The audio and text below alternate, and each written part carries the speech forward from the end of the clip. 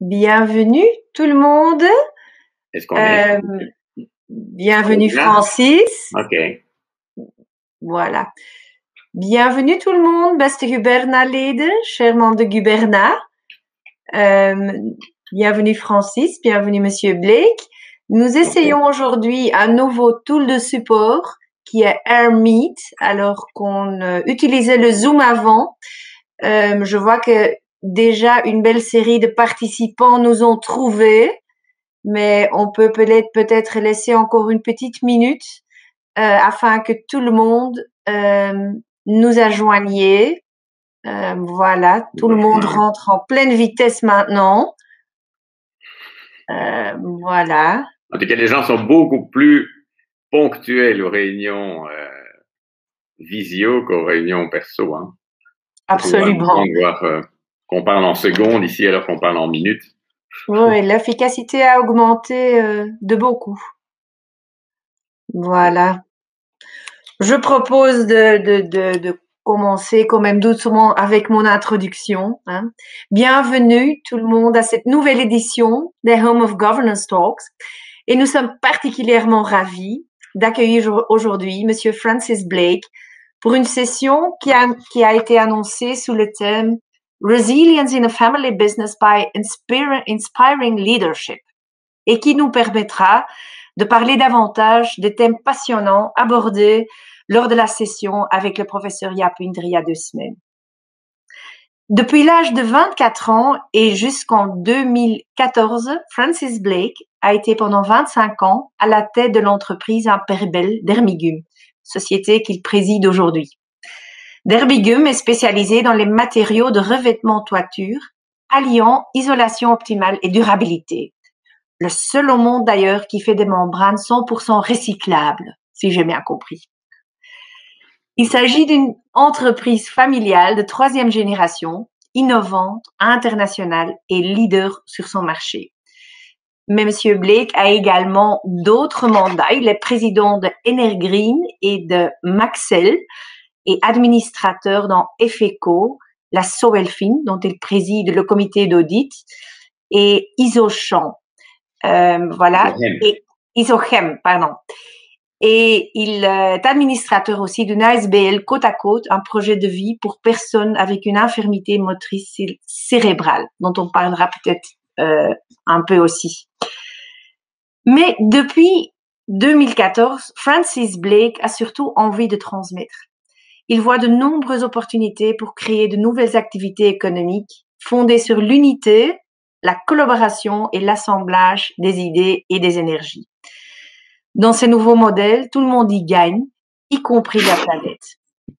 Il met son expérience et son enthousiasme au service de ceux qui créent de nouvelles idées et des nouveaux modèles économiques vertueux. Et dans notre entretien de ce jour, nous aborderons 3 thèmes qui lui tiennent à cœur et qui ont été décrits par Laurent Ledoux de Physis comme les 3 niveaux de conscience de société responsable. Il s'agit de la conscience du purpose, la conscience de la dynamique biotechnologique et la conscience des dynamiques humaines. Nous consacrerons d'ailleurs un peu plus de temps à ce dernier. Et nous relierons chacune de ces dimensions à la résilience et au rôle des acteurs de gouvernance, là où possible.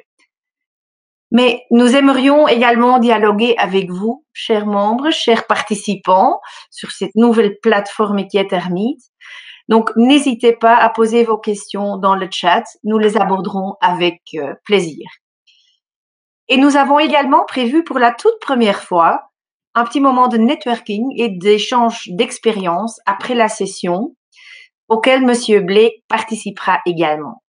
Je vous expliquerai comment procéder à la fin de cette interview.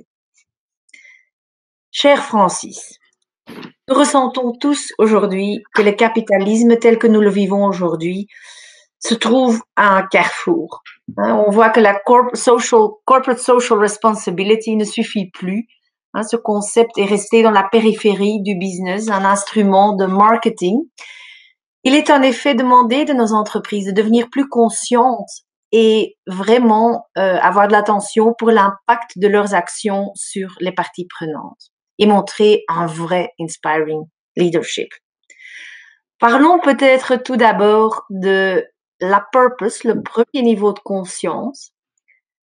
Dans les entreprises familiales, en fait, le purpose, il est souvent très intuitif et intrinsèquement lié à l'origine de l'entreprise. Et j'étais particulièrement charmée par l'histoire de votre grand-père que vous m'avez raconté lors de notre préparation. Et Simon Sinek, l'auteur, qui décrit le purpose comme a moving target. Comment est-ce qu'on peut assurer une certaine consistance de ce purpose au fil des années? Ouais. Et commencez avec votre grand-père, s'il vous plaît. Oui, c'est vrai que mon grand-père s'est installé en Belgique après la guerre 14. Il s'est battu pendant 5 ans à Ypres. Et après la guerre 14, il était devenu officier et il a décidé de s'installer en Belgique parce qu'il était catholique et que c'était beaucoup plus facile d'élever sa nombreuse famille en Belgique qu'en Angleterre en étant catholique. Et puis il a vu, d'abord il a été engagé par l'armée pour rassembler tout le matériel de l'armée anglaise après la guerre. Et puis alors il a dit mais je vais rester dans ce pays, mais quel métier je vais faire? Et puis il a vu toutes ces maisons qui sont cassées. Je lui dis je vais aller dans le métier de la protection. Je vais protéger les gens, je vais protéger les familles, je vais reconstruire la Belgique par la toiture. Et donc, il a commencé une entreprise de toiture avec ce sens-là de protéger à long terme des gens qui ont subi des dommages évidemment énormes pendant la guerre et les projets. Et donc, il est devenu toiturier. Voilà, ça c'était et ça c'était un peu à penser. Le purpose, c'est quelque chose qui est très compliqué, mais je pense que c'est vraiment l'essentiel dans une société. Et aujourd'hui, les sociétés, je pense, doivent réfléchir à aligner leur purpose avec le purpose de l'humanité et le purpose de l'environnement. S'ils ne sont pas alignés, ou en tout cas s'ils ne vont pas plus ou moins dans les mêmes directions, mais tôt ou tard, ces sociétés vont souffrir, ces sociétés ne vont plus exister, ces sociétés ne vont plus attirer des jeunes brillants qui vont venir chez eux, ils vont plus attirer les clients non plus. Et donc, est-ce qu'on est obligé de le faire? Mais peut-être pas, mais en tout cas, si on veut avoir un long terme, un objectif de durabilité, de résilience à long terme, il faut, à mon avis, aujourd'hui penser, aligner son purpose au purpose de l'humanité et au purpose de l'environnement.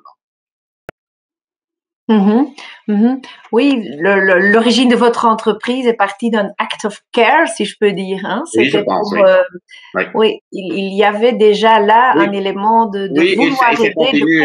continue aujourd'hui. Évidemment, on est un peu plus grand et on est international et on a plus de gens et donc, mais ça reste ancré. On est là pour protéger des gens, des malades dans les hôpitaux, des enfants dans les écoles, des machines des machines de production dans des halls de production avec des produits qui sont très durables, donc qui durent très très longtemps, 40 ans, et qui peuvent être recouverts une fois, donc 80 ans au total, et qui après sont 100% réutilisables dans une nouvelle membrane d'Herbigum. Ça, c'est vraiment notre rôle. Et la toiture, c'est la première définition d'un bâtiment, c'est une toiture. Donc, on n'a pas besoin d'un permis de bâtir en Belgique si on construit 4 murs dans un champ. Par contre, si on construit dans un champ un toit et sans les murs, il faut un permis de bâtir. Donc, c'est vraiment la définition d'un bâtiment, c'est la toiture, c'est la protection de ce qu'on a en dessous, et donc ça, c'est notre métier. Oui, en effet, dans notre conversation préparatoire, vous avez également dit que le purpose ne peut pas être trop étroit, qu'il doit y avoir un certain scope pour que on puisse assurer une consistance le long des années. Je pense, si vous voulez, il faut pas que le scope soit trop étroit. Il faut pas qu'on dise, tiens, moi, je vais fabriquer des tournevis jaunes, ou bien je vais me concentrer à faire, par exemple, je vous avais parlé des diligences. Mais les gens qui ont produit des diligences, c'était des machines extraordinaires avec des magnifiques ornements, avec des grandes roues, des petites roues, des freins, etc. Mais ils fabriquaient des diligences. Et quand la voiture est arrivée, la diligence n'existe plus. Ils ont arrêté leur business. Ils ont été dépassés par la voiture. Donc, en fait, ils auraient dû penser, on ne fabriquait pas des diligences, on fabrique un moyen de transport entre A et B de manière très confortable. Et donc, à ce moment-là, dès qu'il y avait le moteur, l'arrivée du moteur, il se serait dit, mais au lieu d'avoir des chevaux, on va transformer les diligences en diligences motorisées, et puis ils auraient encore eu du business. Bon, maintenant, ça arrive dans beaucoup de business différents. Donc, je pense que le purpose doit être quelque chose qui était très large.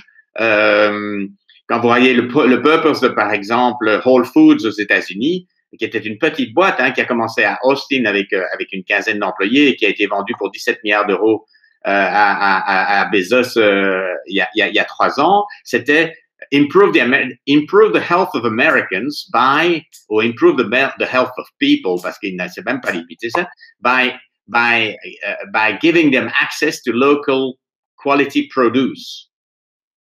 Tout simplement. Et donc avec donc des fruits et des légumes qui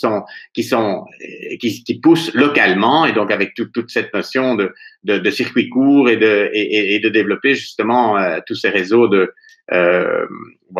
petits agriculteurs locaux. Et puis ça a explosé, ça a fait exploser. Donc c'était pas à Austin, c'était pas tiens je vais faire un magasin bio à Austin. Non, c'était je veux améliorer la santé des Américains. C'est beaucoup plus inspirant d'aller pour une société, de dire qu'est-ce que tu travailles où, mais dans une petite supérette, au lieu de dire mais tu travailles où, moi je travaille dans une société qui vise à améliorer la santé des Américains. C'est quand même beaucoup plus inspirant, ça va attirer plus de monde. Et c'est beaucoup plus, et en fait, c'est le vrai métier de Whole Foods. Et donc, il faut bien réfléchir quand on définit son purpose et quand on travaille sur ce purpose, parce que je pense que le purpose, c'est quelque chose qui évolue et qui doit continuer à se définir, et en fonction et on le voit bien maintenant avec le Covid, il y a beaucoup de sociétés et beaucoup de business qui doivent se réinventer, qui doivent réorienter leur purpose. C'est pas grave, mais en tout cas, c'est quelque chose qui doit être très large et très largement compris et vécu à l'intérieur des sociétés pour avoir de la force. C'est un peu comme un mariage, ça se travaille. Hein? A never-ending story. Et comme pour le mariage, on ne sait pas très bien. C'est très difficile à définir. C'est la plus difficile. Hein. Définir un peuple, c'est vraiment compliqué à faire parce qu'en quelques mots, il faut savoir dire des choses, etc., qui sont inspirants pour beaucoup de choses. Et donc c'est un travail permanent, oui, avec tout le monde, oui. Ouais, qui est difficilement mesurable, hein? À mon avis, on ne peut pas le mesurer, mais on peut le mesurer par les autres niveaux de conscience dont on va parler après. Mais en tout cas, il est indispensable. C'est start with the why. Pourquoi fait-on les choses? Pourquoi est-ce qu'on existe? Est-ce que la société serait meilleure? Est-ce que le monde serait meilleur avec la société que l'on crée, ou est-ce que le monde va être moins bon avec la société qu'on le crée? Hein, est-ce qu'on contribue positivement à quelque chose dans l'humanité, vis-à-vis de la nature, vis-à-vis des gens, vis-à-vis des fournisseurs, vis-à-vis de tout le monde, ou bien non? Alors oui, on gagne de l'argent, on fait vivre des gens, mais est-ce qu'on contribue positivement à la société? Si on contribue positivement à la société, on a beaucoup plus de chances d'avoir du succès à long terme et de vivre demain après-demain, donc d'avoir une entreprise durable, que si on ne le fait pas. Si on ne le fait pas, il est fort probable que d'ici 5 ou 10 ans, la société n'existera plus. Peut-être que les actionnaires seront riches, mais en tout cas, la société n'existera plus. Oui. À mon avis. Et il s'agit d'être aussi convaincant avec son purpose. Hein? Vous avez cité Tesla comme exemple là. Hein? Oui, c'est quand même extraordinaire de voir le succès. C'est révolutionner carrément le transport automobile. Tout le monde rigolait un petit peu, et quand on voit aujourd'hui Tesla, les clients ont tellement confiance en Tesla que quand Tesla veut lancer un nouveau modèle, doit construire une nouvelle usine qui va leur coûter X centaines de millions de dollars, et dit mais je vous propose à chacun d'acheter déjà 15% de votre future voiture 3 qui n'existe pas encore, qu'on a vu comme ça. Et il y a des dizaines de milliers de personnes qui ont acheté à l'avance une partie de leur voiture, et ils ont pu financer leur usine comme ça. En fait, ça n'existe pas, ça, dans le business. Hein, je veux dire, enfin, moi, j'ai jamais entendu. Mais donc, les gens ont une telle confiance dans cette idée et veulent contribuer. Donc ici, les clients disent, oui, ça c'est une bonne idée, je vais contribuer à ça. Je suis prêt à mettre de l'argent sur la table et à risquer mes 15% de voiture ou 30, je sais pas combien ils avaient demandé, je pense qu'ils avaient donné 2-3 000 $, je pense, par voiture. Je suis prêt à risquer cet argent en se disant que ça va peut-être pas aboutir, parce que ces gens ont une très très bonne idée, et là je contribue un peu à améliorer j'y crois, et je vais les aider à améliorer la situation au niveau des voitures dans le monde. Et c'est bien d'avoir un purpose comme ça. Et ça permet, enfin je veux dire, ça peut casser toutes les règles de ce que l'on connaît. Donc c'est extrêmement enthousiasmant, oui. En effet, mais ça m'amène auprès de ma deuxième question, qui est Milton Friedman. Il décrivait l'objectif de la société to maximize shareholder value under constraint of not infringing the law. Hein, tout est permis tant que la loi ne le défend pas. Des entreprises dites conscientes retournent en fait cette idéologie. Hein? Ah, écoutez, ça, c'est la société qui continue aujourd'hui à penser que Friedman avait raison. Ben, c'est une société qui, à mon avis, n'existera pas très longtemps, ou en tout cas qui n'a pas d'avenir, qui va pas attirer les jeunes, qui va pas attirer des talents, et qui va. Maintenant, il y a des exceptions dans tout ça, mais en tout cas, Friedman, à mon avis, il avait peut-être raison en son temps-là. C'était peut-être, mais quand on regarde ici, c'est choquant. En fait, que c'est choquant Mhm. quand on voit ça. Absolument, Parce que absolument. Mhm. ça n'a pas de, il y a rien de motivant, il y a rien y a rien d'exciting, il y a rien de, et donc moi je trouve ça vraiment horrible. Je Mhm. pense qu'il faut faire exactement l'inverse. Je Ouais. pense que si aujourd'hui on veut avoir une société qui est une société qui est durable et qui rapporte de l'argent et qui gagne de l'argent, qui grandit, parce que regardez Whole Foods, c'est quand même extraordinaire. Tesla, regardez, c'est extraordinaire. Ce sont des sociétés qui sont extrêmement profitables pour leurs actionnaires. Hein. Et pourtant, le premier objectif, c'était pas on va essayer de maximiser le retour des actionnaires en fabriquant des voitures électriques. Le truc, c'était on va changer le monde de la voiture électrique, aidez-nous, et si ça marche, ça va être très très bon. Et donc le résultat, c'est le résultat, c'est la richesse des actionnaires et c'est la richesse créée. Mais partir de là, c'est ridicule aujourd'hui, ça n'a aucun sens. Ouais, non, la contribution à la société est plus important, hein, et le retour aux Clairement. actionnaires, il Clairement, trouve ça. le retour aux actionnaires, c'est la conséquence. À la fin, le retour aux actionnaires sera beaucoup plus garanti et beaucoup plus élevé si tous ces niveaux de conscience sont abordés par les organisations. Ça, j'en Ouais. suis complètement persuadé. Peut-être pas la première année. Et c'est Mhm. ça toute la difficulté de rentrer dans ces, de rentrer dans ces nouveaux de conscience, parce qu'il est possible qu'il y ait des années qui sont un peu moins bonnes et un peu plus compliquées, etc. Et donc, il faut s'accrocher. Il faut s'accrocher avec, Mhm. non, il faut avancer dans ces niveaux de conscience parce que je suis persuadé que ce sont ces sociétés-là qui, dans l'avenir, vont attirer le plus de talents et vont Ouais. être les plus résilientes, vont être les plus flexibles, et donc vont rapporter le plus aux leurs actionnaires et à l'humanité en général d'ailleurs. Ouais, ouais. Mhm. Néanmoins, il faut peut-être parfois quand même trouver une balance. Hein. Je me souviens d'un interview que j'ai fait pour le Family Business Award où un entrepreneur, un actionnaire familial me disait, oui, mais la next gen, elle vient avec des propositions qui sont tout à fait irréalistes, chouettes et nobles et altruistes, mais ils sont pas tout à fait réaliste pour l'instant. Comment trouver cette balance entre la bonne volonté et quand même ce besoin de profit qui est quelque part pour pouvoir faire des initiatives? Alors, c'est évidemment c'est toute la difficulté d'écouter tout le monde, c'est toute la difficulté d'être, je veux dire, on en parlait lors des préparations. Les conseils d'administration, il faudrait aussi qu'il y ait des gens plus jeunes dans les conseils d'administration. Aujourd'hui, on est face à des changements qui sont quand même, à mon avis, qui vont être assez structurants suite à ces Covid. Enfin, je veux dire, ça accélère tout ce qu'on appelle la transition économique est accéléré avec cette arrivée du Covid. Et donc, moi, je trouve ça très bien. C'est rempli Mhm. d'opportunités. Ça va un peu plus vite que ce que certains auraient espéré, auraient imaginé. Et donc, moi, aujourd'hui, je pense qu'il faut plus écouter les jeunes. Euh, Mhm. Et se dire, ils ont peut-être des très bonnes idées et peut-être que le business model économique n'est pas immédiatement euh, repérable et identifiable, mais il y en a probablement. Vous savez, Mhm. quand on réutilise tout, comme vous voyez cette plateforme Vinted, là, par exemple, où on peut vendre ses habits d'occasion, comment est-ce qu'on va gagner de l'argent en faisant des choses comme ça? Mais écoutez, vous voyez un peu la taille que ça prend, ces initiatives-là, c'est incroyable. Absolument Mhm. incroyable. Et donc, il faut pas se dire comment est-ce qu'on va gagner de l'argent et puis alors éliminer les idées. Se dire mais qu'est-ce qui est une bonne idée? Mhm. Est-ce que c'est une idée qui a un sens par rapport à l'humanité? Est-ce qu'elle a un sens vis-à-vis de la planète?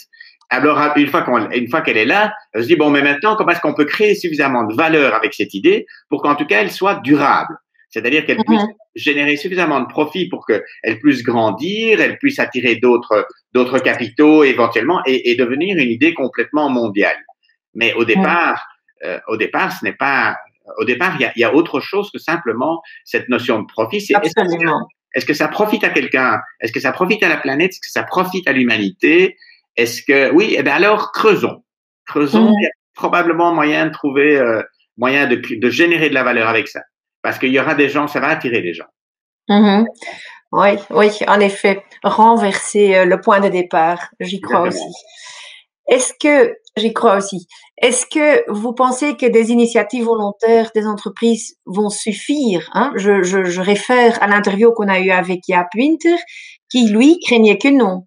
Il pensait qu'on a besoin d'une législation un peu plus contraignante pour pousser les entreprises à faire ces démarches. Écoutez, Que moi, pensez-vous de cela? je suis contre toutes ces législations et ces obligations et ces certificats vous savez, les ISO, les ISO 9000, 14000 et MAS, enfin, on les a tous. C'est quelque chose qui est très bloquant et très bloquant également. On a besoin de beaucoup de flexibilité aujourd'hui. On a besoin de rapidement pouvoir changer son fusil d'épaule, de se dire on va plutôt faire ça, plutôt faire ça, on va s'organiser comme ça, plutôt comme ça. Et donc, moi, je n'aime pas d'être forcé et d'être obligé de faire quelque chose. Alors, moi, je suis persuadé que d'abord, tout est beaucoup plus transparent dans le monde. Donc, ce que l'on fait, là où on achète les choses, la qualité de nos fournisseurs, etc., ce sont des choses qui deviennent transparentes. Mmh. Si on a trouvé, enfin nous, on n'achète pas de choses au Bangladesh et dans des bidonvilles à Jakarta, etc. Et donc, on n'a pas ça, mais on sait que avec les réseaux sociaux aujourd'hui, quelqu'un va découvrir. Si vous faites travailler des enfants dans des mines ou bien si vous faites travailler des esclaves quelque part dans un pays pour faire des matières premières pour votre pays, pour votre produit plutôt. Aujourd'hui, on ne le sait pas, mais probablement que d'ici 2-3 mois, 1 an maximum, on va le savoir et vous allez casser toute votre réputation. Donc, pourquoi mettre une norme là-dessus? D'abord parce que ce sera une norme qui va être mise au plus bas commun dénominateur, parce que les gens vont se battre contre cette norme, et donc elle va servir à rien. Par contre, moi je suis beaucoup plus confiant que les consommateurs vont être de plus Mmh. en plus informés et vont être de plus en plus conscients que leur choix d'un produit vis-à-vis de l'autre a un réel impact sur l'économie. Pas Mmh. à tous, mais en tout cas, ça va grandir et ça grandit déjà très fort. Et que donc, si on ne le fait pas, si on ne fait pas attention je dirais, où on va chercher nos matières premières, et chez nous on ne pollue pas, mais tous les transporteurs qui amènent nos produits jusqu'ici polluent. Mais alors, tôt ou tard, on va être responsable de cela. Et donc, Mmh. ça ne sert à rien à mon avis, de mettre. Ça fait partie, si vous voulez, de l'obligation. Pour moi, c'est presque du minimum olympique aujourd'hui pour exister au niveau économique et au niveau industriel. C'est que évidemment, il faut faire attention à tous les impacts que notre activité économique a sur le monde. Mmh. Avec, Ouais. et c'est ça la responsibility, the ability to respond to our impact on all the stakeholders. Et donc, il faut Oui, identifier les stakeholders. Il faut dire, mais qu'est-ce que ça a comme impact? Est-ce que c'est positif, négatif? Et puis, il faut avoir cette ability to respond, c'est-à-dire réagir, améliorer, aider, etc., pour limiter l'impact négatif quand il y a des impacts négatifs. Ça fait partie, pour moi, de l'essence même de la responsabilité d'un entrepreneur et d'une société. mmh.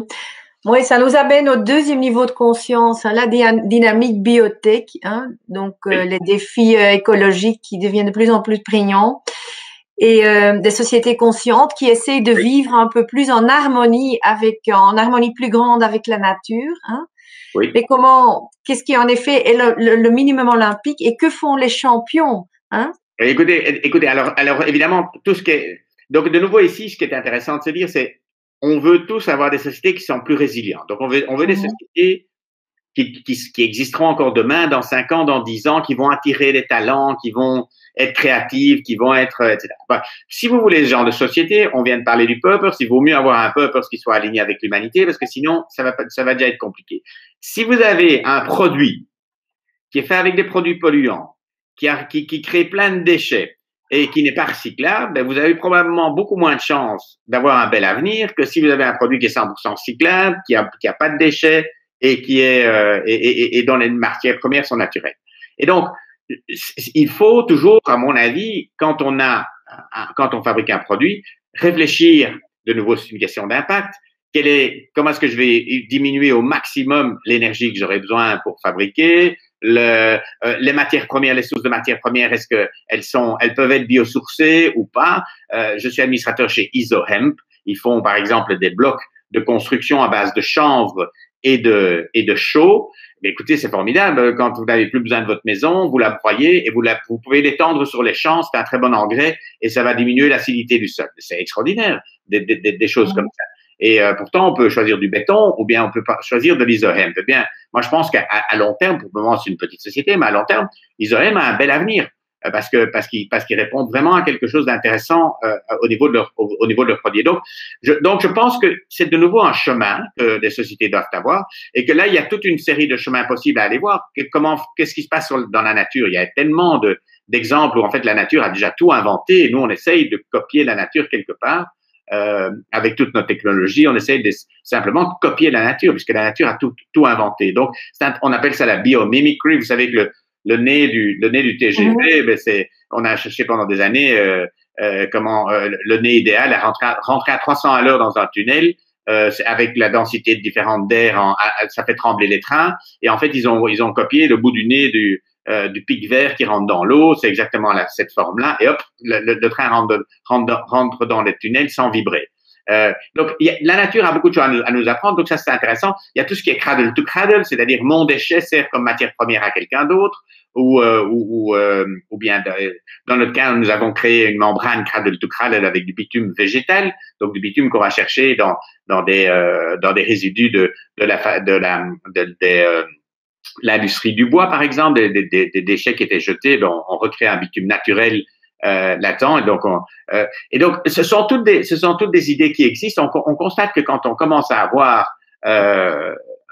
si vous voulez, l'obligation de le faire, par exemple, quand il y a les matières premières, vous savez, il y avait tout à coup les batteries de voitures, tout à coup il y avait des métaux rares qui étaient extrêmement chers, sont devenus extrêmement chers parce qu'on les utilisait dans les batteries. Mais qu'est-ce qui se passe 1 an et demi plus tard? On a trouvé une alternative beaucoup moins chère avec des produits moins polluants pour arriver au même résultat dans les batteries de voitures.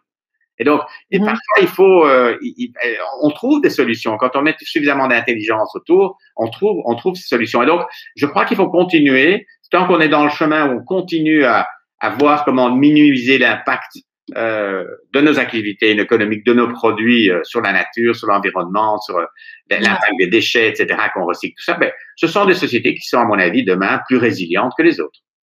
Oui, et là, vous aviez dit aussi qu'il ne faut pas confier cela à un comité spécifique, non, mais que ça doit exister et être stimulé à travers toute l'entreprise. Mais pour moi, si vous voulez, c'est un peu tout ce dont on parle, corporate social responsibility. J'ai déjà parlé de responsibility, the ability to respond, mais la corporate social responsibility, pour moi, c'est apprendre à la société à être poli. C'est la même chose. Alors, est-ce qu'il faut une personne responsable de la politesse à l'intérieur d'une société? Non. C'est tous les gens partout, tous les jours, dans tout ce qu'ils font, qui doivent être polis. Ça sert à rien de dire, ah non, si vous voulez avoir quelqu'un de poli, il faut téléphoner à Marek là-bas, parce que c'est elle qui s'occupe du CSR. Nous, on peut faire ce qu'on veut, mais elle est CSR, comme ça, nous, on est tous CSR. Ben non. Pour moi, c'est une hérésie d'avoir des responsables CSR dans les sociétés, parce que c'est quelque chose qui est transversal, qui doit toucher tout le monde, tout le temps. C'est comme la politesse. Voilà, je pense que c'est un bon moment de prendre déjà quelques questions. Je vois qu'il y en a pas mal qui il y a encore le Human Dynamics, ou bien vous voulez qu'on passe ça plus tard? Oui, on va peut-être prendre d'abord quelques questions et puis faire le Human Dynamics. Hein. Je vous cite un peu ce qui est sur le chat. Il y a Christine Darville qui trouve votre vision très belle, mais elle se demande si parfois c'est pas un peu trop utopique dans un monde très concurrentiel. Il y a Catherine Delange qui dit comment éviter que trop de sociétés font du purpose washing, plus de règles contraignantes sur la publication de mesures non financières. Est-ce que la pression des investisseurs ou d'autres initiatives comme la taxonomie vont changer les mindsets? Y a-t-il beaucoup de questions. Moi, j'ai pas une tête, j'ai pas une bonne mémoire. Faudra me rappeler. Ah, ok, pardon. Je vous laisse réagir à celle-ci alors. Écoutez, donc laquelle voulez-vous que je prenne d'abord? Peut-être celle de. Est-ce que c'est pas utopique? Oui. Est-ce que c'est pas utopique? Écoutez, je pense d'abord qu'il n'y a pas une seule réponse à une situation donnée dans une société, dans une industrie, dans un secteur. tout dépend. C'est pour ça qu'il n'y a pas il n'y a pas un business school qui va dire, écoutez, vous êtes dans une société, il faut faire ça, ça, ça pour vous amener vers ces chemins. Je pense que c'est ça toute la difficulté. Et aujourd'hui, en fait, on constate qu'il y a de plus en plus de sociétés qui partagent entre elles leurs best practices sur le purpose, sur le biodynamic et sur tout ce qui est lié au personnel aussi. Et si vous voulez, allez voir sur MIX, Management Innovation Exchange, MIX, et allez voir MIX sur MashUp, MISH Up, qui est un espèce de TED Talk organisé tous les 3 ans par ces sociétés à Manhattan. Et toutes les sociétés qui sont sur ces chemins, qui sont des sociétés qu'on appelle, qui dit conscientes, se rassemblent, font et échangent des idées. Tiens, comment est-ce que des équipes autonomes engagent des collaborateurs, des nouveaux collaborateurs? Ah ben chez nous c'est comme ça qu'on fait. Ah ben oui, mais là on s'est cassé la figure, alors on a essayé comme ça, puis on a essayé comme ça. Il n'y a pas une seule recette. Ça dépend tellement de la structure interne des produits et des choses comme ça. Et donc oui, le chemin est long et le chemin n'est pas toujours facile, mais c'est un chemin très exciting en fait, hein, et c'est très intéressant de se produire. Alors je constate que beaucoup de sociétés aujourd'hui, surtout les très grosses sociétés, elles ont évidemment peur de se lancer trop vite ou trop fort là-dedans. D'abord, pourquoi? Ben, en général, le CEO, d'abord, il est contrôlé par un conseil d'administration. Le conseil d'administration, s'il n'est pas au courant de ces nouvelles choses, ben, il va lui dire, le CEO, il a fumé la moquette. Et quand on gagne de l'argent chaque année, ça va, mais dès que ça va un peu moins bien, on va changer de CEO, même s'il avait ces belles idées qui sont efficaces que dans 2-3 ans. Donc, il y a un problème, évidemment, d'éducation à tous les niveaux, y compris au niveau des actionnaires et des administrateurs. Pourtant, moi, je suis persuadé qu'il faut aller sur ces chemins-là si on veut avoir des sociétés qui sont résilientes, si on veut attirer les jeunes brillants aujourd'hui qui sont prêts à faire des choix de carrière, comment on dit, dramatic en anglais, c'est-à-dire vraiment renversants, des carrières brillantes qui disent non, moi, ça n'a pas de sens ce que je suis en train de faire, je vais aller là-dedans. Si vous voulez attirer ces gens-là, il faudra que vous soyez beaucoup plus alignés avec les purposes de la planète et de l'environnement. Il faudra que vous ayez des techniques de human dynamics qui laissent place à l'intelligence collective. Pour le moment, je trouve que le plus gros gaspillage des sociétés, c'est le gaspillage de talent dans les sociétés. Il y a tellement de gens qui sont pas engaged dans ce qu'ils font. On estime environ 55% des gens dans les sociétés occidentales et aux États-Unis, c'est la même chose, à peu près 55-57, qui sont disengaged, désengagés. Ils viennent faire le boulot et puis tant pis, on s'en fout très bien, c'est pas grave, on fait le boulot, on rentre à la maison. C'est incroyable. Si on peut changer ça, mais comment changer ça? Ben, il faut s'occuper des gens, il faut enlever les niveaux de contrôle, il faut enlever c'est tout human dynamics. Donc, oui, là on rentre déjà dans la conscience de human dynamics. Mais quand on est dans une société où il faut d'abord gagner un tout petit peu de sous parce que sinon on va crever demain matin, et qu'on est dans une situation concurrentielle, c'est beaucoup plus difficile évidemment. Et vous savez que changer une culture d'entreprise, ça met ça entre 5 et 7 ans. C'est énorme. Et donc, si vous avez des niveaux de pouvoir et des niveaux de contrôle et que vous avez travaillé tout en silo, ben évidemment, vous avez une société qui est pas très agile, pas très résiliente. Et si en plus vous avez des concurrents qui sont moins chers que vous, ben c'est pas de chance pour vous, c'est pas facile, quoi. Hein. Ouais. Je dis pas que c'est facile pour tout le monde, et ça dépasse. Mais je pense que c'est le chemin à suivre. Il y a Pointer, en effet, il disait aussi que nous avons en quelque sorte déshumanisé nos entreprises, hein, et qu'elles doivent redevenir plus humaines. Oui, je pense qu'il y a beaucoup d'entreprises qui font beaucoup d'efforts pour humaniser les entreprises. Hein. Je suis quand même très impressionné de voir que même des grands groupes internationaux, la manière dont ils s'occupent des gens, même qui sont en télétravail depuis des mois et qui laissent des niveaux de flexibilité, qui ont enlevé des niveaux de contrôle, et puis il y en a d'autres qui ne le font pas, mais je trouve que il faut pas généraliser, quoi. Il y a beaucoup d'entreprises qui font beaucoup de choses, parce que sinon, ben elles se rendent bien compte que les jeunes brillants ne viennent pas chez eux, et que donc ou bien les quittent carrément, parce qu'aujourd'hui, si on n'est pas aligné avec les jeunes brillants, si on n'est pas aligné avec leurs valeurs, ben ils quittent. Paf, terminé, ils prennent un risque, même s'ils ont plus de salaire pendant quelques mois, ils vont quitter. Je vais pas, ça n'a pas de sens. Et donc oui, c'est pas, ce n'est pas rose. Moi, simplement, je suis évidemment assez passionné par ces nouvelles méthodes parce que je suis persuadé que chez nous, ça a eu un impact important dans la croissance de notre société, même si on a eu des glitches aussi, hein, ça n'était pas toujours rose et on n'est pas toujours d'accord sur la manière de faire les choses, etc. Mais en tout cas, je pense qu'aujourd'hui, on a une grande résilience à cause de ça. Ouais, ouais. Et concrètement, hein, comment améliorer, comment évoluer à cet égard? Écouter les gens, vous m'avez dit. Et je pense que si vous voulez, Listen to people. aujourd'hui vraiment, aujourd'hui, alors je serais ravi de répondre à des questions, mais pour moi, l'essentiel, c'est des choses dont on n'a pas encore parlé, c'est justement le human dynamics. Ouais. Et le human dynamics, comme je vous dis, je pense que le plus gros gaspillage dans les entreprises industrielles aujourd'hui, c'est le gaspillage de talent. C'est la somme de tous les talents de tout le monde dans la société, quel que soit leur niveau dans la société. Ils sont rarement mis on leur demande de faire un tout petit truc bien organisé là, alors que leur talent est énorme. Et donc, quand on fait quand on a des projets et quand on a des activités créatives dans une société, il faut faire appel à tous ces talents. Il y a combien de sociétés qui n'ont pas vu venir des concurrents ou des menaces incroyables alors qu'ils avaient l'information. Il y a suffisamment de vendeurs sur le terrain ou de personnes qui sont en contact avec le marché qui avaient l'information mais qui n'ont pas osé dire à leur chef, ou bien leur chef a reçu l'information mais l'a bloqué parce que c'était pas lui qui l'avait trouvé, parce que mais pourquoi est-ce que ce jeune, qu'est-ce qu'il connaît ce jeune, ça fait que 6 mois qu'il est là, il a remarqué ça, mais enfin, etc. Bon, tout est filtré et donc la bonne information ne remonte pas au-dessus.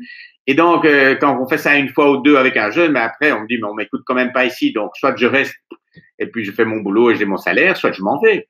Et donc, le human dynamic, l'intelligence collective, l'utilisation des talents, le bonheur au travail, même si c'est difficile à trouver, c'est un petit peu bobo, etc. Mais enfin, c'est le fait d'être engaged ou disengaged ou actively disengaged. Le pourcentage de ces personnes-là, ça fait la différence entre l'échec et le succès, entre vous et le concurrent. Hein. Avec votre enthousiasme et quand vous l'en parlez comme ça, hein, pourquoi est-ce que tout le monde n'utiliserait pas cette intelligence collective, hein? Pourquoi est-ce que tout le monde ne s'y met pas? Quels sont les freins alors que vous observez dans des sociétés? Mais écoutez, vous avez dit il y a 50 ans, il y a plus de 50 ans de ça, il y a eu des psychologues et du temps justement de Monsieur Friedman là que je suis content de jamais avoir rencontré.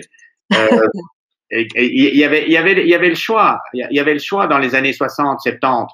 Et il y a des sociétés qui ont fait le choix de dire, mais vous savez, l'être humain est quelqu'un de créatif, qui a vraiment envie de travailler, d'être heureux au travail, et il faut lui laisser la liberté, si vous voulez, une égalité entre tout le monde, lui donner l'opportunité de grandir aussi loin qu'il a envie de grandir et de lui donner les moyens de grandir et d'avoir une certaine autonomie. Il y a des sociétés qui ont fait ça. La société Gore, par exemple, la société Patagonia, la société Whole Foods. Ce sont des gens qui font ça depuis 40 ans. Et puis il y a les autres qui disent l'homme est intrinsèquement paresseux et donc il faut absolument contrôler ce qu'il fait et lui donner des instructions extrêmement strictes avec des règlements pour qu'il le fasse de manière très précise. Et la plupart des sociétés dans le monde ont suivi cette voie-là. Oui, et donc aujourd'hui, si vous voulez, si vous êtes dans une société où tout est hiérarchisé, où tout est catégorisé, et vous êtes le sous-chef du sous-chef du sous-chef du sous-chef, ben écoutez, vous avez très peu de flexibilité, très peu de résilience, très peu d'intelligence qui monte, parce que chaque chef va dire, ben non, moi je suis plus malin que toi, ça fait 40 ans que je suis ici, on va faire comme ça, mais pas comme ça. Enfin, voilà. Et vous m'aviez dit aussi que, oui, démolir tout ça, toutes ces hiérarchies, ça fait peut-être peur au middle management, hein, et parfois c'est eux qui freinent, et que c'est surtout les sociétés qui sont tout près de la faillite et qui n'ont pas d'alternative, qui expérimentent avec cette forme d'organisation, ou bien les milliardaires comme Steve Jobs, qui croient vraiment et qui s'y lancent, hein. Oui, c'est ça. Mais après ça, c'est ce qu'on constate. Donc, il y a énormément de presse et d'études qui ont été faites là-dessus. Hein. Frédéric Laloux, regardez, avec Reinventing Organization, c'est un Belge. C'est devenu un must-read à Harvard et à Stanford aujourd'hui, depuis 5 ans. Il n'a fait qu'aller analyser les sociétés qui étaient des outliers. Les sociétés qui, dans leur secteur, étaient supérieures à tout le monde. Et ces sociétés ne font pas la publicité, qui sont organisées comme ça en interne. Hein. On a l'impression on a l'impression ici que si vous voulez, ce sont des extraterrestres, mais ce ne sont pas des extraterrestres. Mais simplement qu'on n'explique pas Et quand une société surperforme tout le monde, comme Gore c'est Gore-Tex et Gore, enfin tous ces produits-là, ben cette société là n'explique pas que ben ils ont jamais fait de budget de leur vie. Les vendeurs n'ont pas de budget. Et chaque année, ils grandissent encore plus que ce qu'ils auraient espéré s'ils avaient eu un budget, qu'il n'y a pas d'hiérarchie, qu'il n'y a pas de job description, qu'ils travaillent en équipe. Allez voir un très bel exemple, c'est Buurtzorg en Hollande, qui s'occupe de Buurtzorg, donc c'est des soins à domicile dans mon coin, ce sont des soins qui sont beaucoup moins chers, il y a beaucoup moins de patients qui sont malades, il y a beaucoup plus de bonheur, et ce sont toutes des équipes de 15 personnes complètement autonomes. Donc ça existe depuis des années, ça fonctionne. Ce n'est pas de la science-fiction et c'est pas utopique. Mais évidemment, quand on est dans une société qui existe depuis... écoutez, il y a un bel exemple avec Saint-Gobain en France. Saint-Gobain est quand même une société qui a environ 365 ans d'âge. C'est extrêmement structuré, c'est gigantesque. Eh bien, Saint-Gobain a pour une de ses divisions un patron qui s'appelle Vincent Monziols. Eh bien, lui, on l'a laissé faire dans cette division comme il voulait. C'était une nouvelle division sur les matériaux composites et très intéressant. Eh bien, lui non plus, il faut aller voir. Et c'est la partie de Saint-Gobain qui a le plus grand EBITDA, le plus grand taux de croissance, le plus haut taux de rétention du personnel et qui attire les meilleurs ingénieurs. Donc, c'est ça son conseil alors, commencer avec un département, donnez-lui la liberté, donnez-le la liberté et ayez le courage de faire ça. Et si vous n'osez pas le faire, pour l'ensemble de la société, trouvez un CEO qui est capable de le faire ou que vous formez pour le faire. Il y a des sociétés comme Fusis, là, Laurent Ledoux, c'est lui qui a, à mon avis, en Belgique, une des personnes les plus compétentes dans ce domaine-là. Et lui, il a une société qui aide les entreprises à se transformer. Et il commence par le top, évidemment. Il faut avoir un niveau de conscience et oser le faire. Mais je pense que c'est vraiment ça qu'il faut faire pour avoir un avenir et donc satisfaire les actionnaires quelque part, parce que gagner beaucoup de sous pendant 1 ou 2 ans et puis ne plus avoir d'avenir après, ça sert à rien, quoi. Et donc, oui, il faut avoir du courage. Et si la société est très très grande et que vous n'osez pas, faites-le peut-être avec une division, avec un truc comme ça, et faites-en un laboratoire quelque part. Et comment est-ce qu'on pourrait mesurer son évolution dans cette attention pour les dynamiques humaines? Est-ce mesurable? Mais écoutez, en tout cas, qu'est-ce qui est mesurable? En tout cas, tout ce qui est au niveau de la production et des produits, et de recyclabilité, etc. Donc tout ce qui est biotech, ça c'est mesurable. On peut mesurer l'impact de l'énergie, des transports, ça c'est facilement mesurable. Dans le Human Dynamics, combien vous avez attiré de jeunes? Combien de jeunes sont partis? Quel est le profil des jeunes qui sont là? À mon avis, c'est déjà aussi une belle. Alors, autre chose, c'est quels sont les niveaux hiérarchiques? Combien de niveaux hiérarchiques? Il y a des gens qui mesurent un petit peu quel est le taux de satisfaction de son travail à l'intérieur. Donc, combien de gens sont engaged? Il y a moyen de mesurer ça. C'est le Net Promoter Score? C'est un petit peu ça. Net Promoter Score, c'est plutôt des Net Promoter Score par rapport à des produits, mais ici, pourquoi pas de voir un peu quel est le Net Promoter Score des gens. Est-ce que les gens parlent à l'extérieur de leur expérience professionnelle en disant, mais tu dois venir travailler chez nous, c'est tellement formidable. Tellement formidable. Et aujourd'hui, quand vous voyez la difficulté qu'il y a d'attirer des gens qui sont des gens talentueux, eh bien, ils aiment bien avoir si quelqu'un leur parle, dit, chez moi, on fait ça, on gère ça comme ça, etc. Je veux dire, c'est très inspirant. Et donc, si vous avez ça, probablement Net Promoter Score de votre société, faites par les personnes. Et je suis certain qu'il y a moyen de trouver des KPIs pour faire ça, oui. Ouais. Et quel est le rôle du conseil dans tout ça, hein? Une question qui a été posée. Est-ce que c'était par Christine Darville également? Est-ce qu'il y a régulièrement une réflexion sur le purpose au sein du CA? Est-ce que le conseil s'occupe de ça?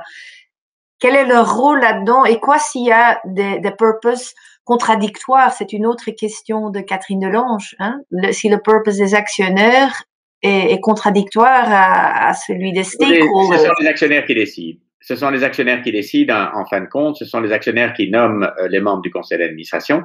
Si les actionnaires n'ont pas de niveau de conscience qu'il faut pour mettre en place un conseil d'administration qui va soutenir justement des initiatives du CEO qui va aller vers de ces trucs-là, ben il n'y a pas d'avenir, il y a pas d'espoir. Et donc si les actionnaires pensent que ce n'est pas une bonne idée, eh bien écoutez, voilà, la société ne sera pas comme ça.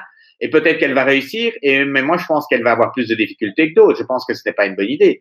Mais voilà, on peut pas, ou bien alors il faut essayer d'éduquer les actionnaires. Probablement que c'est certainement quelque chose qui est important à faire. D'abord les actionnaires, ensuite les administrateurs. Je trouve que dans les conseils d'administration, pendant des années, il n'y avait pas assez de femmes. Encore aujourd'hui, il n'y a pas assez de femmes. Les femmes sont en général plus proches du purpose, plus intéressées de voir qu'il y a un réel impact positif pour tout le monde que les hommes. En tout cas, je pense ça vraiment profondément. Et deuxièmement, moi, je trouve qu'il faut plus de jeunes personnes dans les conseils d'administration. Pour le moment, je trouve que l'âge moyen, et j'en suis un bon exemple, l'âge moyen est trop âgé dans les conseils d'administration. Et donc, je pense que c'est l'un des rôles des administrateurs, c'est de s'intéresser aux nouvelles, à toutes ces nouvelles formes d'organisation qui sont en fait résilientes, qui sont très exciting et qui sont très modernes. Et qui sont pas si difficiles. Elles sont difficiles à mettre en œuvre dans une société qui est fort établie, qui a beaucoup de trucs, mais c'est pas de la science-fiction, hein, c'est assez logique, c'est pas, et puis ça met quelques années à mettre en place, mais si, avec la bonne volonté, on le fait. Et on peut rapidement trouver des zones d'amélioration et des succès. Il faut pas attendre des années pour ça. Mais donc, oui. Donner des chances aux jeunes et peut-être aussi de la next gen, de la famille, de l'impliquer beaucoup plus vite. Certainement. Et la next gen, je pense que si vous parlez de la next gen est très, très, je trouve que la next gen, elle saute sur la balle de ces nouvelles méthodes d'organisation d'une manière incroyable. Je suis un peu actif dans les 40 under 40 là-bas, mais c'est. Exactement. C'est dingue. Le niveau de conscience de jeunes leaders comme ça. Moi, je pense que j'ai fait une carrière très jeune aussi, mais j'ai commencé à réfléchir à toutes ces choses quand j'avais 50 ans, quoi. En me disant, tiens, est-ce qu'il y a un purpose dans ce qu'on fait? Je dis, ah oui, c'est quoi notre purpose? Voilà, maintenant on met des mots dessus. Mais donc, moi, je suis très, très encouragé de voir que cette nouvelle génération est très intelligente là-dedans et ne fait pas de compromis, hein. Ne fait pas de compromis. Et donc, il y a des choses à nous apprendre là-dedans. Un point suivant, c'est peut-être dans la crise du coronavirus. Hein, on a vu que l'attention portée aux dynamiques humaines a été renforcée. Hein. Beaucoup d'entreprises familiales ont essayé d'aider leurs employés comme un bon père de famille à rencontrer d'éventuels besoins financiers ou moraux. Et je cite le Harvard Business Review qui voit une tendance plus large. 2021 will be the year where employer support for mental health, financial health, and even things that were previously seen as out of bounds like sleep will become the table stakes benefits offered to employees. Que pensez-vous de cette nouvelle forme de paternalisme positif? Est-ce que la pendule peut aller balancer trop de l'autre côté ou pas? Moi, je pense que alors, c'est une situation complètement inédite et on constate qu'il y a des burn-out, il y a beaucoup de stress et il y a beaucoup de solitude et il y a beaucoup c'est très compliqué de garder et je n'ai plus de rôle exécutif depuis quelques années, donc je n'ai pas dû le faire moi-même, hein. Mais on fait des blabla rooms, je sais qu'on fait des blabla rooms, on fait des apéritifs, on fait des coffee breaks ensemble par WhatsApp, par visio, etc. Mais malgré tout, les gens sont seuls chez eux, avec parfois des difficultés, ou bien ils sont seuls, ou bien ils sont à deux à travailler chez eux. Enfin, c'est vraiment infernal comme situation. Et donc moi, je pense qu'il faut vraiment essayer de. Nous, on a mis des psychologues, on a des séminaires, je pense, avec des psys qui ont dit, mais tiens, vous savez, le confinement, il y a peut-être ça qui se passe dans votre tête, vous pensez peut-être à ça. En tout cas, on a constaté que, etc. On a constaté que ça a eu énormément de succès, ça, et que les gens en ont demandé alors qu'on pensait que tout était bien. Parce qu'on est plutôt dans notre société, en fait, on a notre chiffre d'affaires n'a pas fort souffert l'année passée, et donc on est en activité à peu près quasi normale. Donc malgré ça, il y a la moitié ou 80%, même parfois, qui travaillent chez eux. Ils ont besoin de ce contact social. Nous sommes des animaux sociaux, les hommes, et donc peut-être qu'on ne voit plus ses collègues, qu'on n'a plus ces 5 petites minutes, raconter une blague, un petit sourire en coin. Enfin, tous ces encouragements, on les a pas pendant la journée. Donc, je pense que oui, c'est important de créer un environnement qui fait que les gens sentent que we care about you. We are worried that you don't feel good, and let us know if you don't feel good. And voilà, je crois que maintenant le paternalisme, oui, c'est vrai qu'il faut faire attention, mais quelle est la limite entre le paternalisme et vraiment oui, voilà. Mes vrais assets, c'est mon personnel. Il faut pas qu'ils partent. Il faut pas qu'on s'occupe pas d'eux. Donc il faut bien s'occuper de ça. Hein. Nous, nos machines, on lui met de l'huile et de la graisse et on les peint et on leur parle avec amour tout souvent. Donc j'imagine qu'il faut faire la même chose avec le père. C'est tout à fait normal de faire la même chose, quoi. Ouais.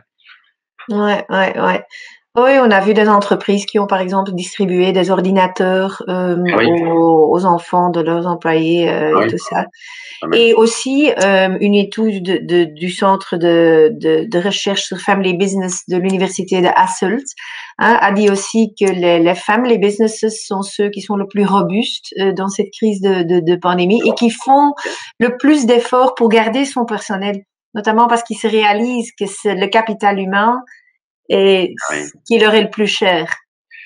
Oui, écoutez, je veux bien croire, mais je ne pense pas que ce soit. Je pense que le leader de la société est probablement indispensable. C'est sa sensibilité aussi qu'il a. Mais évidemment,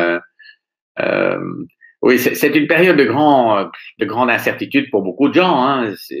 On a beau être enfin, tout est incertain. On ne sait pas si on va pouvoir faire ça, si on va pouvoir faire ça, si les enfants, si la société va aller bien. Oui, mais est-ce que c'est vrai ce qu'on me dit que la société va bien? Oui, mais j'entends partout autour de moi que tout le monde souffre. Oui, mais enfin.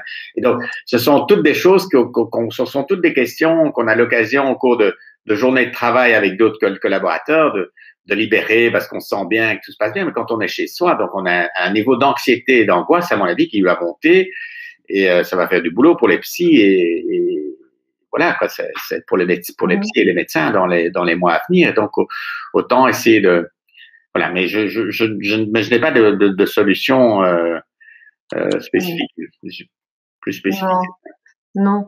J'ai ici encore des questions dans le chat. Ils rentrent un peu, pas dans le bon ordre chronologique, donc j'en ai loupé peut-être une ou deux. Ne faudrait-il pas lier partiellement les rémunérations à des facteurs de Human Dynamics? Je pense bien, oui. Vous savez, dans les sociétés dans les sociétés les plus avancées au niveau des Human Dynamics, votre salaire et vos augmentations de salaire, vous devez demander à tous vos collaborateurs autour de vous l'augmentation de salaire et voir s'ils sont d'accord avec vous. Moi, chez nous, ça se passe pas comme ça, je vous assure tout de suite, mais il y en a beaucoup qui sont comme ça. Donc, c'est l'équipe, parce qu'on travaille en équipe, à tous les niveaux. Il y a des ingénieurs, des ouvriers, enfin toutes sortes de choses dans ces équipes-là. Et c'est l'équipe qui décide quel est le salaire de si la personne là-bas mérite une augmentation de salaire, quoi. C'est vraiment du 360 degrés, quoi, 100%. Et donc, moi, je pense que les bonus, les rémunérations, ça devrait être quelque chose qui est plus transparent. C'est pas du tout dans la nature des choses, en tout cas en Belgique, moins que dans d'autres pays. Chez nous, c'est pas du tout comme ça. Hein. Chez nous, c'est encore tout extrêmement traditionnel.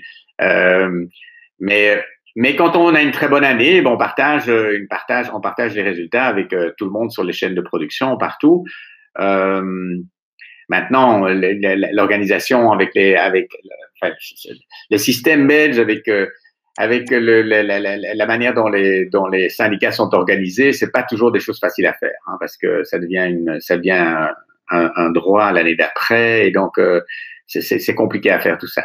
Mais ne plus que la reconnaissance des choses faites, fêter les victoires, fêter les trouvailles, fêter les améliorations. Il y a des organisations possibles au niveau de l'organisation des productions, par exemple. Chez nous, on a une grande partie du personnel, peut-être un peu moins maintenant, mais je crois que 20% du personnel est illettré, c'est-à-dire ce qu'on appelle illettré, c'est-à-dire qu'on ne peut pas, on peut écrire son nom, son adresse, mais on n'est pas capable d'écrire sur une page qu'on a fait au cours de la journée, quoi. Et malgré ça, il y en a beaucoup là-dedans qui ont une grande intelligence sur la machine qu'ils gèrent tous les jours. Ils connaissent la machine beaucoup mieux que les ingénieurs qui l'ont créée. Et donc, ce sont ces gens-là qui doivent décider des modifications de machine. Et donc, vous devez avoir des gens à côté d'eux qui les aident à écrire un rapport. Mais parce qu'ils sont gênés de dire qu'ils ne savent pas bien écrire leur rapport. Alors, mais il faut avoir quelqu'un avec suffisamment de bienveillance sur le côté qui les écoute et qui écrit le rapport avec eux. Et puis, nous avons découvert des améliorations, mais sensibles de productivité en écoutant les gens qui sont sur les lignes de production, même s'ils sont illettrés. Et donc, mais pour ça, vous pouvez imaginer, enfin, je veux dire, pour ça, vous pouvez imaginer qu'évidemment, il faut toute une organisation à l'interne qui fait que toutes ces idées sont recueillies et puis reconnues. Parce que c'est bien de donner une fois une bonne idée à son chef et puis le chef, il reçoit tous les bouquets de fleurs et la prime en fin d'année alors que l'idée vient de vous, mais vous avez quelqu'un qui est démotivé à vie à travailler avec vous en faisant ça. Donc, reconnaître les vraies personnes qui ont contribué à l'amélioration de la productivité, ça sont des choses qu'on a mis en place depuis 25 ans dans l'usine et qui fonctionnent vraiment bien. Est-ce que les entreprises familiales, eux, sont peut-être mieux là-dedans parce qu'ils sont plus proches, les lignes sont plus directes, ils sont peut-être plus proches de leur... Je suis un mauvais juge parce que moi, j'ai toujours travaillé dans une société familiale. Oui, mais j'observe mais j'observe probablement qu'il y a une vision un peu plus long terme, mais je suis mauvais juge parce que je ne connais pas bien, si vous voulez, ces aspects des choses-là dans les autres sociétés qui ne sont pas familiales.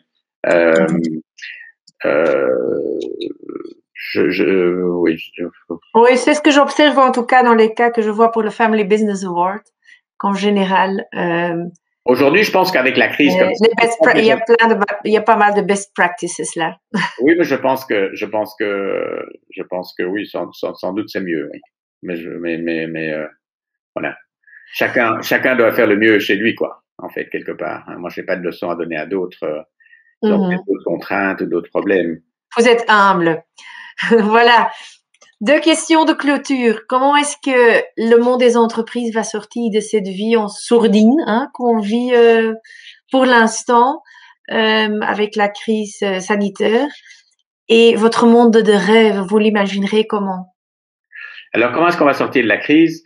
Certains secteurs comme le nôtre n'ont pas vraiment souffert de la crise. Il y a des difficultés en plus, etc. Moi, je pense que d'abord, il va y avoir un énorme ouf de soulagement quand on va pouvoir retourner faire des activités sociales, aller au resto, manger un petit bout avec les amis, etc. Je pense que ça va faire un boom incroyable. Les gens auront envie de faire la fête cet été. Je pense que ça va, dès qu'ils vont lâcher les choses, je pense que ça va être... et j'espère que ça va relancer les choses. On a vu que le salon de l'auto était fermé. Enfin, je le sais parce que j'ai un fils qui fabrique des stands, donc vous imaginez bien que c'est à zéro. Et donc, mais on est certain que les gens sont demandeurs de grands événements comme ça, et donc je pense que ça va repartir. Le problème, c'est qu'il y aura beaucoup de gens qui auront souffert pendant cette crise et que donc ça va être dur pour certains secteurs, et je crois qu'on va tous on va tous devoir contribuer d'une manière ou d'une autre.